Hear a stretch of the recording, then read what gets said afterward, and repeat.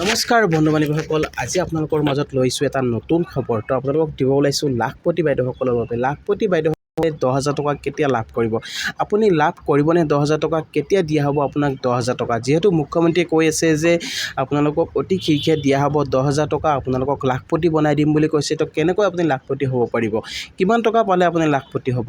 তো সবিশেষ আজি মই এই ভিডিঅ'ত জনাম। তো গতিকে ভিডিঅ'টো কোনো স্কিপ নকৰিব, শেষলৈকে চাই থাকিব। তো বলক ভিডিঅ'টো আৰম্ভ কৰোঁ। Welcome to my channel কুটলাগাছা।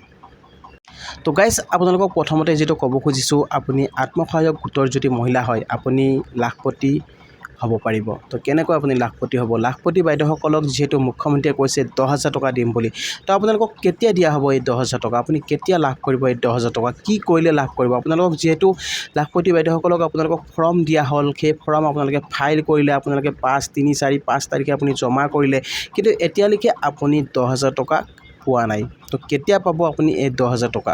আপুনি আৰু কি কৰিব লাগিব? আপুনি আৰু কিমান প্ৰচেছ কৰিব লাগিব? যিহেতু মুখ্যমন্ত্ৰীয়ে কৈ আছে আপোনালোকক 10,000 টকা দিম বুলি, তো দিম বুলি কৈ আছে, কিন্তু এতিয়ালৈকে আপোনালোকৰ একাউণ্টত সেই 10,000 টকাটো অহা নাই। তো বহুতৰে মনত প্ৰশ্ন হৈছে, কিবা ৰাজনীতিৰ টোপ দিয়া হৈছে নেকি? নিৰ্বাচনীক লৈ সেই আপোনালোকক কোৱা হৈছে নেকি যে আপোনালোকক দিয়া হ'ব বুলি? তো তেনেকুৱা ধৰণৰ বহুতো কথা, যিহেতু মই আপোনালোকক ৰাজনীতিৰ বিষয়ে নকওঁ, কিয়নো মই ৰাজনীতিৰ বিষয়ে মই একো নাজানো। আপোনালোকক ক'ব খুজিছোঁ, আপোনালোকে 10,000 টকা পাব কেতিয়া?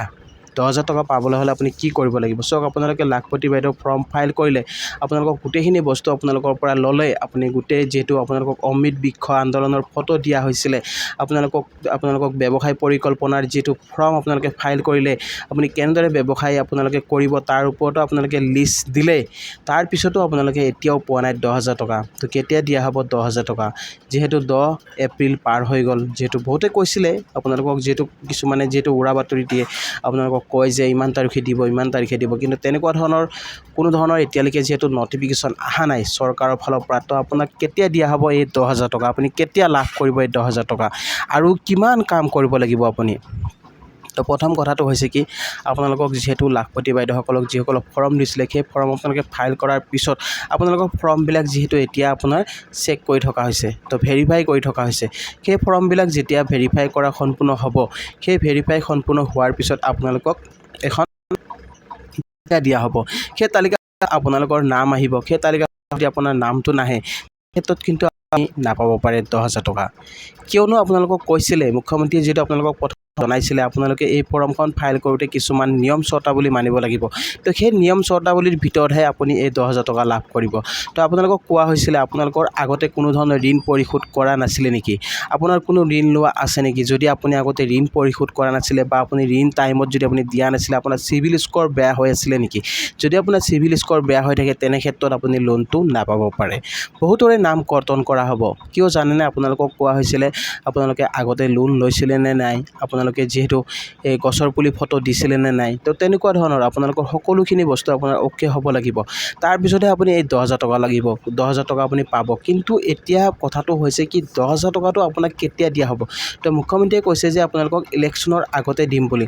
তো কিছুমান ক্ষেত্ৰত যিহেতু বহুতো কথা ওলাইছে, কিছুমানে কয় 8 তাৰিখে দিব, কিছুমানে কয় 10 তাৰিখে দিব, কিছুমানে কয় ইলেকশ্যনৰ আগত দিব বা ইলেকশ্যনৰ পাছত দিব। তো কেতিয়া দিব?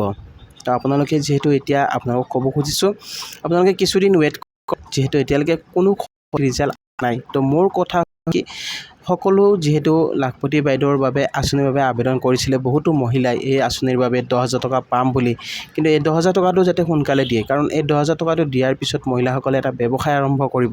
এই ব্যৱসায়টো আৰম্ভ কৰাৰ পিছত নেক্সট আৰু এটা ব্যৱসায় যিহেতু হাতত ল'ব, বা কেনেকুৱা হ'ব তাৰ বিষয়ে যিহেতু বহু কাম যিহেতু কৰিব লাগিব। তো যিহেতু আপোনাক ক'ব খুজিছোঁ, চৰকাৰে আপোনালোকক 10,000 টকা দিব, কিন্তু আপোনালোকক যেতিয়া সময় হ'ব তেতিয়া আপোনালোকক 10,000 টকা দিব। কিন্তু সেই 10,000 টকা আপোনালোকে সঠিক ব্যৱহাৰ কৰিব লাগিব। আপুনি যদি 10,000 টকাটো লৈ পিনি যদি আপুনি ব্যৱসায় নকৰে, আপুনি কোনো ধৰণৰ কাম নকৰে, আপুনি যদি সেই 10,000 টকাটো খাই, মাছ মাংস খাই যদি আপুনি উৰাই দিয়ে, তেনে ক্ষেত্ৰত কিন্তু আপুনি আৰু নেক্সট আপোনালোকে আপুনি পইচা আৰু নাপায়। তো আপোনালোকক কৈছে 10,000 পোৱাৰ পিছত আপোনালোকক নেক্সট 25,000 দিয়া হ'ব। 25,000 টকাটোৰ আপোনাৰ 12,500 টকা আপোনাৰ ছাবচিডি থাকিব, আৰু 12,500 টকা আপুনি ৰিটাৰ্ণ কৰিব লাগিব।